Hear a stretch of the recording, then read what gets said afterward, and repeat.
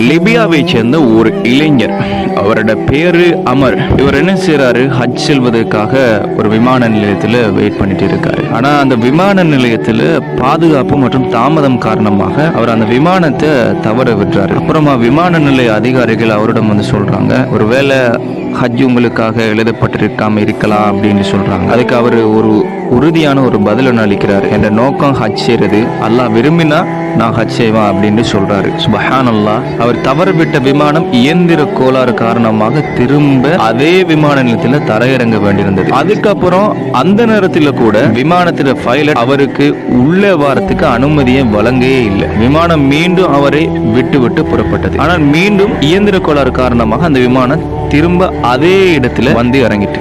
இந்த முறை பைலட் சொல்றாரு, அமர் விமானத்தில் இல்லையெனில் நான் விமானத்தை எடுத்து பறப்பதில்லை அப்படின்னு சொல்றாரு. சுப்ஹானல்லாஹ். இறுதியில் அமர் விமானத்தில் ஏறி அவர் ஹஜ்ஜையும் அடைந்து விட்டார். இதிலிருந்து விளங்குற ஒரே ஒரு விஷயம் என்ன அப்படின்னு பாத்தீங்கன்னு சொன்னா, உங்களுக்காக எழுதி இருப்பது உலகமே எதிர்த்தாலும் அது உங்களை வந்து சேரும் அப்படின்ற ஒரு நம்பிக்கை இதுல உள்வாங்குகிறது.